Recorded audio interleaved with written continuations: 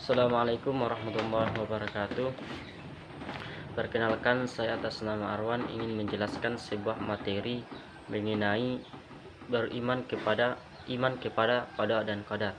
Pertama-tama, sebelum kita masuk dalam materi, marilah kita bersama-sama memanjatkan puja dan puji syukur kita atas kehadirat Allah Subhanahu wa taala, dan salawat serta salam kita kirimkan kepada junjungan Nabi besar kita, yakni Nabiullah Muhammad sallallahu alaihi wasallam.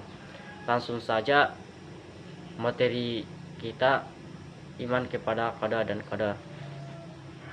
Iman kepada qada dan qadar berarti percaya serta meyakini sepenuh hati bahwa Allah Subhanahu wa taala memiliki kehendak atau ketetapan, keputusan atas semua makhluknya, meski memiliki hubungan yang erat serta sama-sama mempengaruhi proses kehidupan manusia.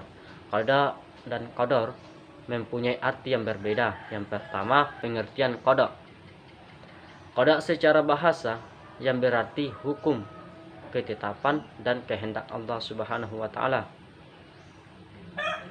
Semua yang terjadi berasal dari Allah Subhanahu wa taala, sang pemilik kehidupan sebelum adanya proses kehidupan. Allah sudah menuliskan apa saja yang akan terjadi, baik itu tentang kebaikan, keburukan, dan juga tentang hidup atau mati. Allah Subhanahu wa taala sudah memerintahkan hambanya untuk percaya kepada qada dan qadar. Dalam Al-Quran surah Al-Baqarah ayat 210, Allah Subhanahu wa taala berfirman, Bismillahirrahmanirrahim, hal yanzuruna illa an ya'tiyahumullahu fi tulali minal ghamami wal malaikati wa qudiyal amru wa ilallahi turja'ul umur. Yang artinya, tidak ada yang mereka tunggu kecuali datangnya azab dari Allah Subhanahu wa taala bersama malaikat dalam naungan awan. Sedangkan perkara mereka telah diputuskan, dan kepada Allah lah segala perkara dikembalikan. Dalam ayat tersebut dijelaskan bahwa semua perkara-perkara ketetapan yang terjadi sudah diputuskan oleh Allah Subhanahu wa taala.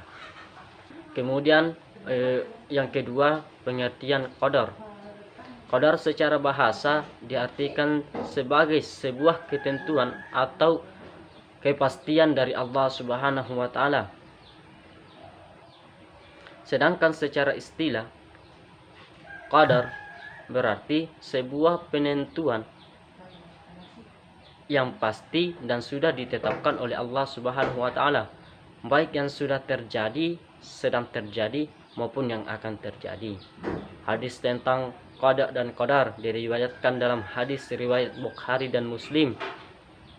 Rasulullah sallallahu alaihi wasallam bersabda, sesungguhnya seseorang diciptakan dari perut ibunya selama 40 hari dalam bentuk nutfah. 40 hari menjadi segumpal darah dan 40 hari menjadi segumpal daging. Kemudian Allah memutuskan malaikat untuk meniup ruh ke dalamnya dan menuliskan 4 ketentuan, yaitu tentang rezeki, ajal, amal, dan jalan hidup sengsara atau bahagia. Hubungan qada dan qadar juga tidak bisa dipisahkan. Qada merupakan rencana dan qadar adalah perwujudan atau kenyataan yang akan terjadi seperti yang sudah ditetapkan Allah Subhanahu wa taala dalam Al-Quran surah Al-Hijr ayat 21, yang artinya, dan tidak ada satupun melainkan pada sisi kamulah khazanahnya, dan kami tidak menurunkannya malaikat dengan ukuran tertentu. Demikianlah apa yang sempat saya jelaskan. Kurang lebihnya mohon dimaafkan. Wallahu mu'afiq ila aqwamit thariq. Assalamualaikum warahmatullahi wabarakatuh.